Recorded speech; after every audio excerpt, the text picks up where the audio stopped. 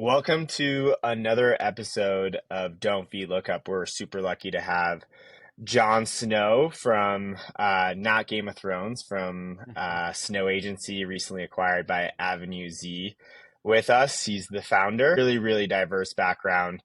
I don't want to give away too much, but without further ado, welcome, Jon. And I'd love to just kind of hear about how you got to where you are today. Thanks for the intro, Bar. Very kind. Jonathan Snow, founder of the Snow Agency. Have an interesting background, blends dentistry. So I was actually a dentist in the Air Force for 3 years. During that time, I got my start in digital marketing and e-commerce, built an affiliate marketing platform that leveraged influencer pages back in 2013, 2014. Ended up driving nine figures in revenue through that platform within 2 years of launching it with my brother. And from there, we had essentially worked with every influencer you could think of on Instagram. We had this massive network. We knew how much every page was worth because we saw all the traffic that we were driving through those pages, and we were tracking all the revenue attributed through their UTMs. And so we decided to leverage that and start launching our own e-commerce brands. So launched our first brand, bootstrapped it, drove seven figures in revenue profitably within a few months just from our influencer traffic. Then we're like, okay, we're pretty good at this e-commerce thing. Let's launch another brand, different product vertical, fulfilling orders out of my garage after my day in the dental clinic. And that one had the same results as the other brand. And we're like, okay, this is scalable. Let's launch another brand. Then we had a third brand, started hiring people. That third brand, we did eight figures in revenue within the first year, grew that to 30 million in revenue. And that's where we started really mastering e-commerce, doubled down on paid media. I remember locking myself in on Memorial Day weekend while I was in the Air Force, teach myself Facebook ads, did the whole Facebook blueprint Friday through Sunday. And then Monday, I was launching my first ads and they were scaling. And I was like, wow, this is way easier than influencer traffic. You don't have to negotiate deals. You can get millions of impressions by clicking one button, hit go and you get millions of impressions. And that was really exciting. So we started mastering that. Google ads, got really good at the whole e-commerce ecosystem, tech stack, built a team, ended up launching 9 brands, managing everything in-house from fulfillment, supply chain, all the marketing, creative, design, and dev. It's done internally. Whether or not that was a good thing, running our own fulfillment center in a warehouse, thousands of orders a day, probably wasn't the best idea, especially during Black Friday. We had no idea what we were doing, but figured it out.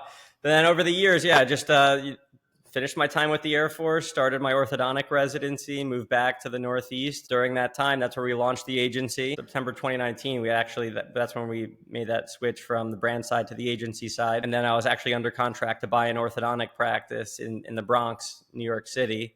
And COVID hit that week while I was in due diligence. So I pulled out of the deal. You couldn't even practice orthodontics in New York City or New Jersey during a few months after COVID hit because it was elective treatment. So it wasn't considered medically necessary. So it was a risk to society.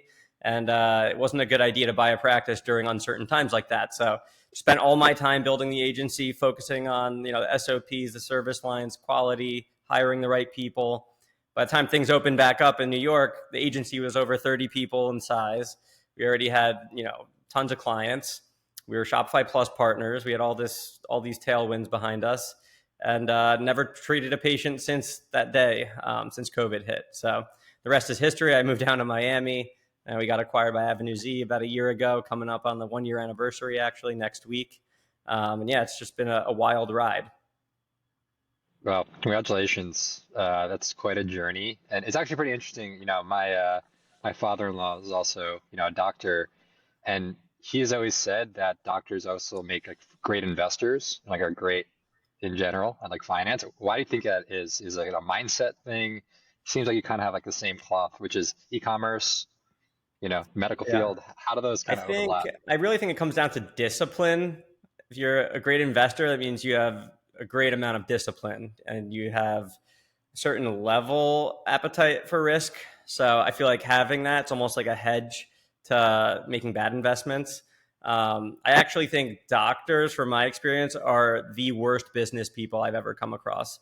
They're really good at science and biology and their craft, but when it comes to being well versed in other areas of the world, like business and entrepreneurship, that's where I think like the biggest downfalls happen. And that's why I thought there's a big opportunity to buy practices, because you have a great client base, you have a great team, but you could optimize the business really easily overnight and, optimize margins probably like 20-30%.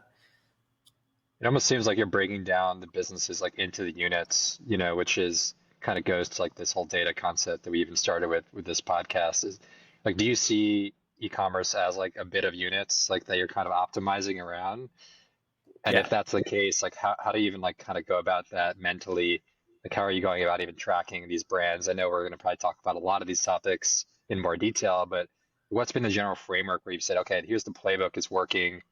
Is it just based on the sales you were generating, or is it based on a bunch of other kind of factors that you saw as you built those? Yeah, so practicing medicine and e-commerce sound totally different, but there are so many similarities. It all comes down to diagnosing where the issues are. So like every brand has a reason why they're not growing. If you come up with a problem list, like, all right, let me do a full diagnostic workup here. How's their website performance? What's average order value? How are they merchandising? What's conversion rate? What's the click-through rate on the ads? All those different metrics. There's data at every level of a customer journey. If you do that pretty accurately and you build a very clear problem list, then you can easily attack the solutions there and come up with a treatment plan, right? So patient has problems, you build a treatment plan, which is often very complex, especially in orthodontics. It's a 2-year treatment plan. You have different phases of treatment. You have to understand when to do certain things, and essentially when to prioritize things at what part of the journey. So all of those learnings essentially helped me in seeing an e-commerce brand as a patient, essentially. So that's why data is critically important. Without it, I always say, if you can't measure it, you can't manage it. So that's kind of why we teamed up with Source Medium over the past year and built out an analytics platform that did not exist. So having that data in one nice place has been groundbreaking for us. This is not a paid Incredible. post, by the way. Just It let is just not. let you. Yeah, good plug. Yeah, how many clients do you guys have at the Snow Agency now? Tough to say. I would probably say close to 100, whether, for one service or the other, 100 unique clients. Awesome. Congrats on that growth too over the last Thank couple you. of years. So going back to that diagnostic, what are just some of the common pitfalls that you're seeing across the brands, and what are they coming to you for? And is it usually they know the problem, or are you kind of diagnosing the problem and helping them get there? I would say usually brands don't know the problem. Yeah. I think they know the bird's eye view problem. Like they know they either have a revenue problem or a paid media acquisition problem, but they don't know why. And so that's where we come in. We take a look. I have a strict set of questions that I ask every brand on every new prospect call and try to uncover where are the issues, where's the brand today. It's important to have context for what worked, what doesn't work, what revenue level they're at.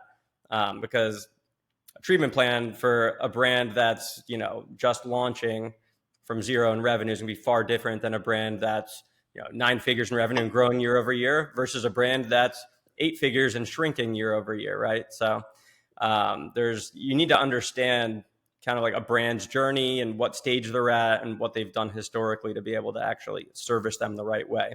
So if I didn't diagnose what a brand actually needs during the discovery calls, coming up with a services solution for them that is not going to treat the problem will only bring a problem to ourselves, right? So I think it's critically important for the agency or the brand to diagnose their own problems.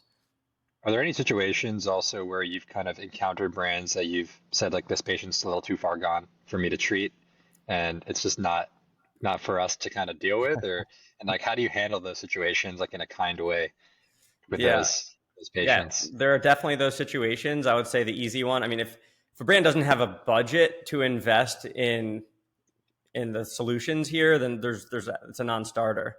So usually for brands doing a certain level of revenue, or if they're not profitable or they're tight on funding, we're probably not the best solution. And brands are in that bucket. I truly think the best way is for the founder to dig deep themselves. So like that's the best way to learn. Information is readily available. There's tons of people that are posting great content online. There's YouTube videos, there's Facebook Blueprint, there's a million things. I mean, I didn't go to school for e-commerce. I went to school to be a dentist, and pure curiosity and being willing to going down the different rabbit holes to learn and and not stop until I have the answers and the solutions to the problems. That's how brands are truly going to get themselves out of any type of issue that they're facing. I think that level of curiosity has definitely gotten you to where you are today. I definitely admire it. So keep digging and keep opening those new doors. Sweet. Let's change gears a little bit. I know you've been talking on Twitter and LinkedIn a ton about TikTok shops. I'm curious, just at a high level, what are you seeing there, and do you see that as an opportunity for brands? Yeah, so TikTok Shop is, in my opinion, the biggest opportunity for brands in 2024 and beyond for the foreseeable future. It's just insane what's happening right now. I've been pretty noisy about it.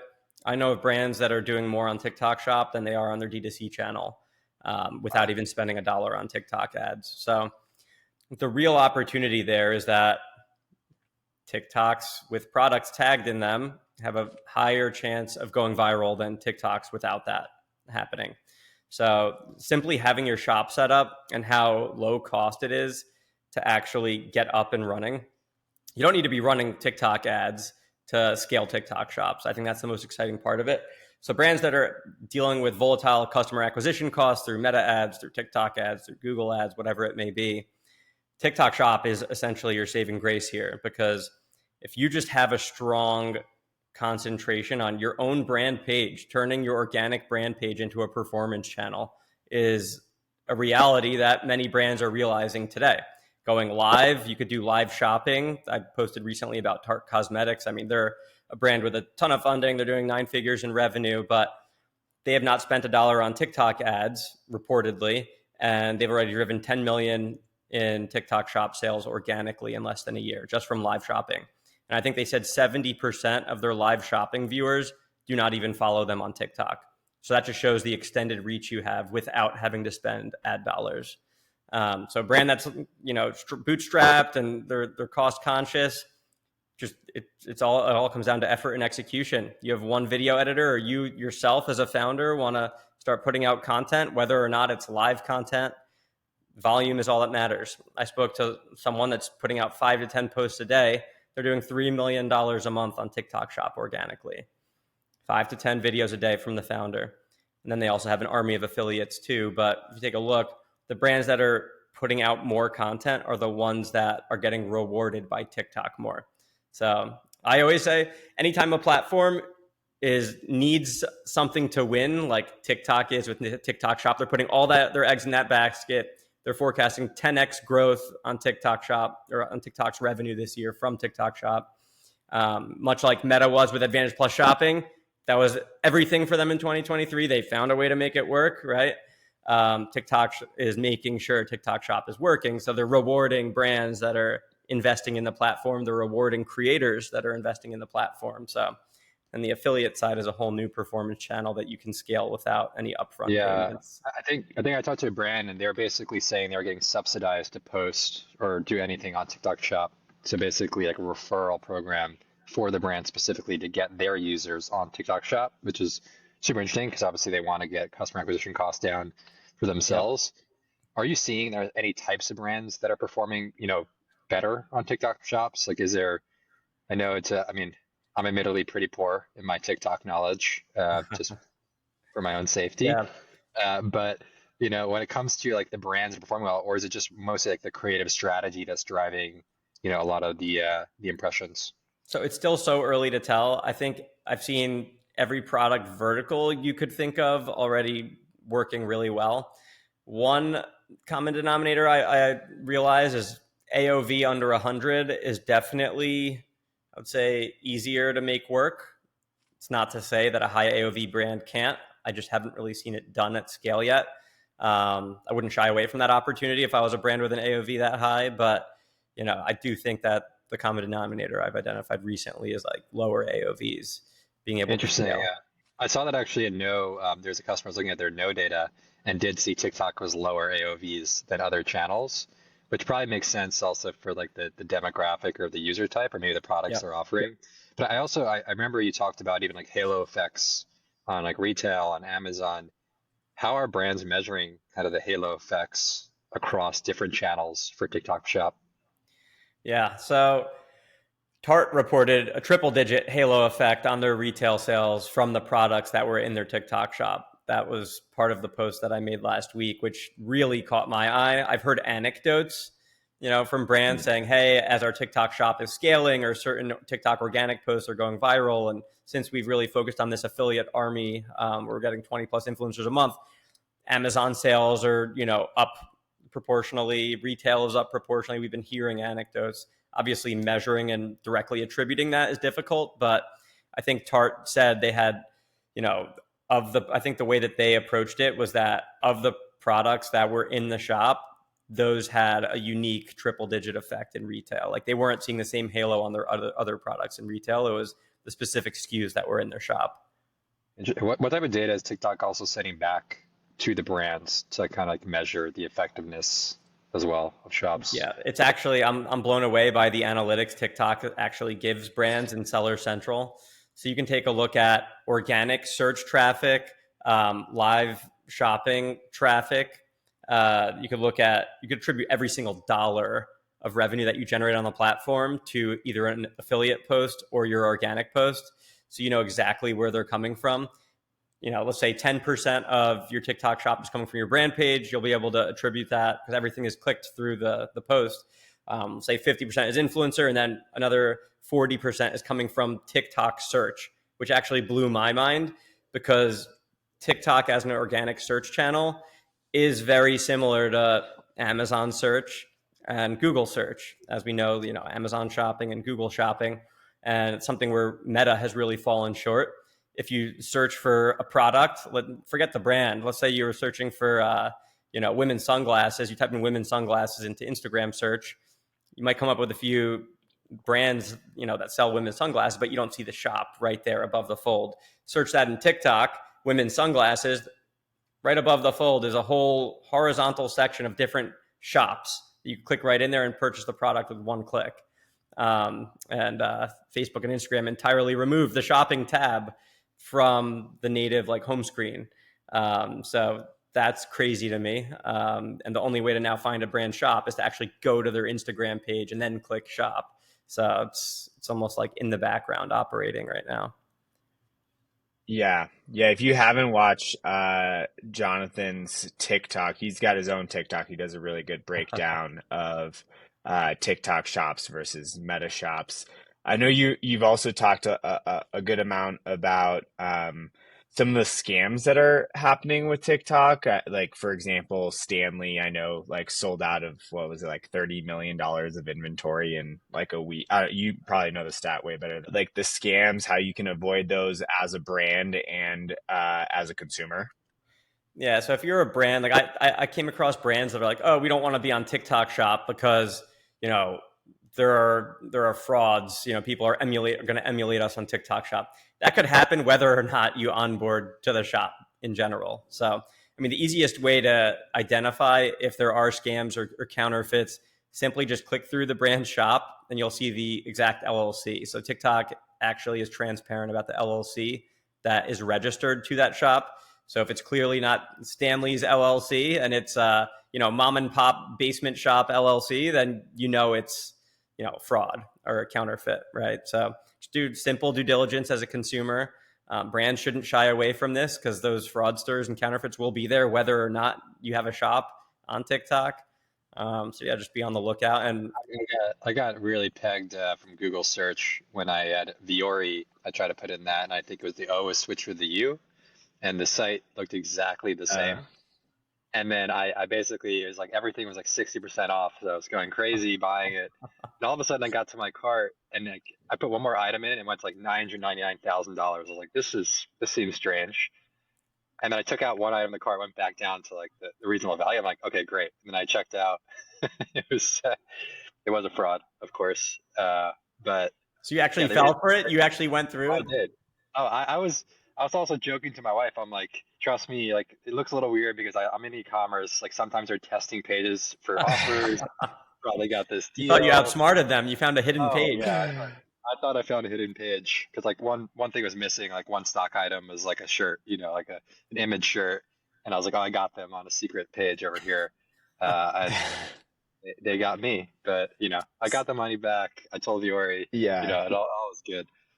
But yeah, watch out. Did, It's very convincing. did did you just have to like file dispute on your credit card, or what ended up happening I there? should have known it was a Stripe link, and then Mm, when it went through, it said like to a Gmail account. I'm like, that's really strange. Why would I go to a Gmail account? And then of course I disputed it with Stripe, which they didn't make it easy either. Some people probably would have given up at that point, but I do not want to be scammed. So I could see how it happens. And also the order number, I'm sure a lot of people got scammed because the order number was quite high on that Stripe Oh, damn. invoice. So It's not buyer beware. happens.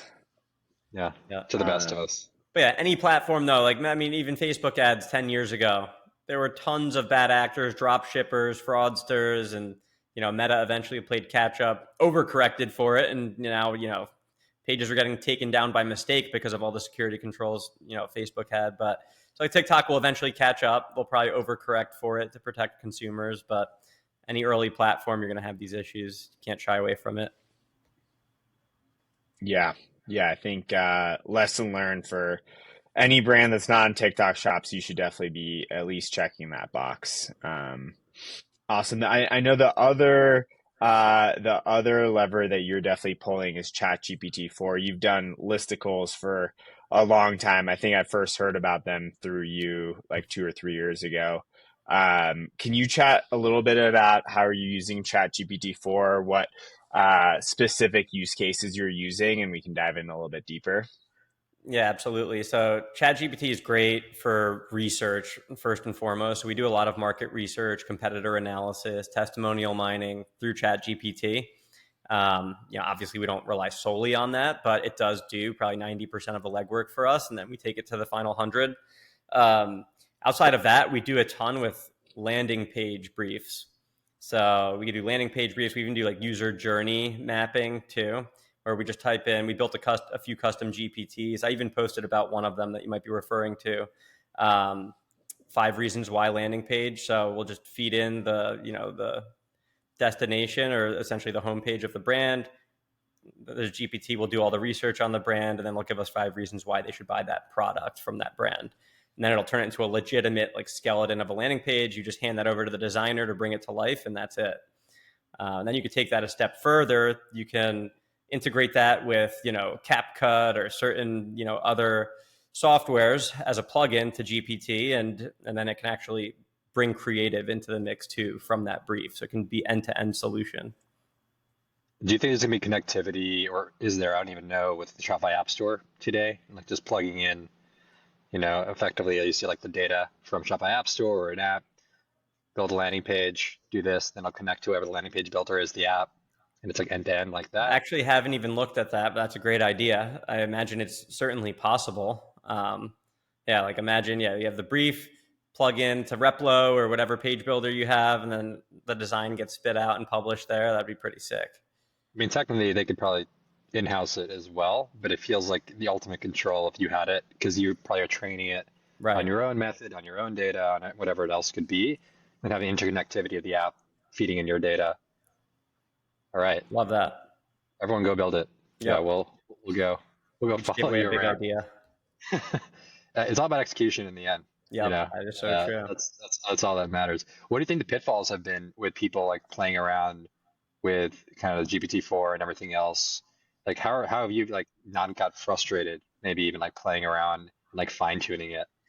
Yeah, it's frustrating. I think the main frustration I've come across with it personally has been their image generation. So their image generation is pretty good, but it misspells everything. I don't And understand that either. Why I does it literally misspell tell everything? it, I'm like, hey, you misspelled the main word on this image. I love the image. Respell that one word on the computer screen to this instead, in quotation marks, and it still misspells it. And then it'll misunderstand it even and give me a totally new picture. And yeah, so I think that's been my main frustration so far is the generative images. So we'll see. It'll get better. I faced the same thing. I don't know what was going on. I'm just, this is the word. Like everything, Yeah. just this word. And then it'll just like do 2 letters, 3 letters of the word. Like, what's going on here? Yeah. That's it. Do you think that there's a risk to a lot of like current players out in the market from kind of the AI wave, so to speak? Like, do you think, especially on the services model, of course, you're operating in such a service heavy industry where people are so important, what do you think the relationship is going to be, between kind of the existing service model versus whatever the new service model could be informed by this technology? Yeah, I mean, I think at the end of the day, it just highlights the importance of not just being in the execution work, but you have to be like an advisor, a consultant, a big thinker, and really driving strategy. Without that, you could be replaced. Forget about AI. You could be replaced by $5 an hour workers overseas, right? If you're just going to be executing, you could teach a monkey to click a button on a Facebook ad account, right? To a broad audience. But if you don't have the creative strategy and understand what the data is telling you, and you don't know how to use the tools, then you're only as good as the tools, right? So I think that's my take on AI as well. So if you don't have the understanding and breadth of knowledge to connect all the dots and drive impact in the end, then you're going to be replaced anyways. That's a good point. Yeah. And I know you're short on time, so I have one other question. Of course you took a big milestone and sold the agency. I'm sure there's a lot of other agencies out there or service providers are thinking, how do I get into the position like you are, Emily, right now? What's kind of the one advice you'd give to how do you get to that kind of next scale stage? Yeah, I think it's just if you're in the services model, you just have to do good work and be a good person. That's it. It's really that simple. If you are missing one of those characteristics, no one wants to work with an asshole. And no one wants to work with a company that does not put out good work, right? So if you focus on those two things, like the rest really does take care of itself. I think you also have to think about differentiation. There's a million agencies out there. You could launch an agency from anywhere in the world. There's no certification process, even though there probably should be. Have an accreditation, right? And legitimacy behind it. Because I think agencies have gotten a bad rap over the years because of people operating an agency that don't even know what they're doing. And all they do is get noisy on Twitter or LinkedIn and somehow get clients, but then they give a bad reputation for the rest. So I feel like you have to be ready. If you're not ready to provide a service, then you need to improve yourself first, right? And once you're ready for the big stage, that's when you open the doors, and that's when you'll bring in clients and you'll keep them. So if you don't keep clients, then you're just in the constant acquisition game, just much like an e-commerce brand, right? So retention is everything. You can only grow to a certain point if you're retaining your customers, or else you're always searching for the next one. So do good work, be a good person, always learn. That's the last thing, actually, is that, the industry changes every single day. If you're not staying up to pace, you don't surround yourself with the information inputs that are available to you online, then your competitors will, and they're going to be able to guide their clients better than you, and you're not going to last very long. So I actually think that's what's most exciting about e-commerce, is that changes every day, and I embrace that, and it's become a competitive advantage. I love it. Yeah, I definitely look up to you in that regard. Speaking of, just to wrap things up, how can people that are listening follow you? Do you want to plug yourself for Twitter, LinkedIn, newsletter, or anything else? Of course, I'll never turn down a shameless plug. So yeah, I just launched a newsletter. First one actually went out an hour or two ago. Long link for that, but it's blog.jonathansnow.com/subscribe. So subscribe to my newsletter there, or simply just follow me on Twitter and LinkedIn, and you'll find somewhere on that page I posted about it. At Dr. Jonathan Snow on Twitter, and then LinkedIn, something similar to that. But yeah, you'll know where to find me. Try to share as much insights that I see in real time, and try to give back to the community in any way I can. We're also, John made some mugs to put in TikTok Shop, so you can also buy those, and they'll have a link and a QR code. Yep. That is a good plan. Yeah. Thanks again, John. It's been a great session as always with you. So we appreciate the time and look forward to hopefully having you back on the show at some point in the future. Absolutely. Thanks, guys. Appreciate it. Yeah, thanks, John.